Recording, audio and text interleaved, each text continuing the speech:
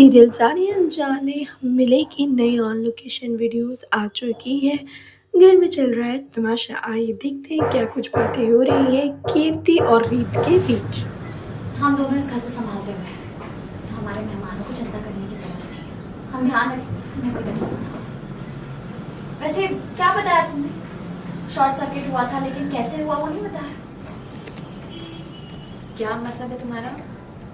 मुझे कैसे पता होगा? मैं इलेक्ट्रिशियन थोड़ी ना हूँ। इसलिए मैंने इलेक्ट्रिशियन को बुलाया, क्योंकि घर में तो इतना अच्छा मेंटेनेंस है, तो शॉर्ट सर्किट कैसे हो सकता है। और पता है इलेक्ट्रिशियन ने मुझे क्या कहा कि शॉर्ट सर्किट हुआ नहीं था, करवाया गया।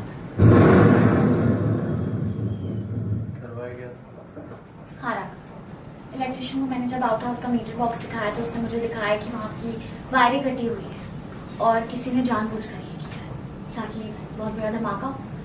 लेकिन कीर्ति तुम चिंता मत करो, मैं पता लगा लूंगी कि ये सब किसने किया है। ये तो अच्छी बात है।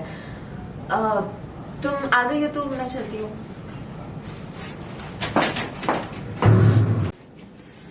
हाँ ध्रुव, मैं अपने रूम में ही हूँ, बिल्कुल ठीक हूँ ध्रुव।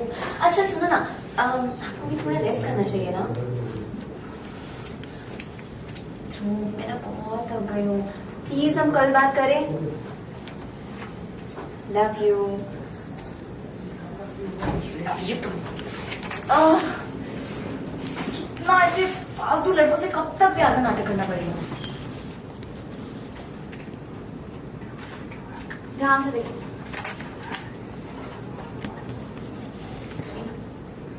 तुम ये सब मुझे क्यों दिखा रही हो? प्लीज मुझे ये सब मत दिखाओ, बहुत तकलीफ होती है।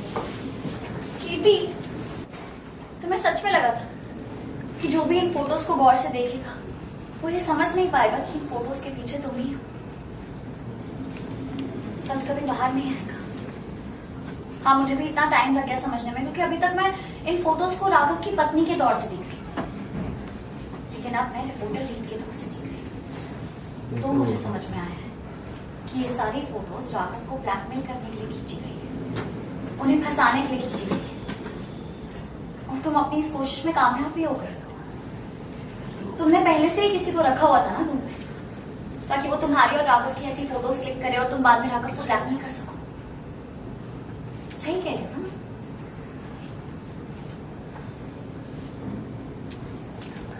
वाकई तुमने सच में कमाल कर दिया। मुझे नहीं पता था कि तुम भी उन्हीं लोगों में से हो जो उसी औरत को दोषी ठहराती हो जिस पर बीती हुई होती है।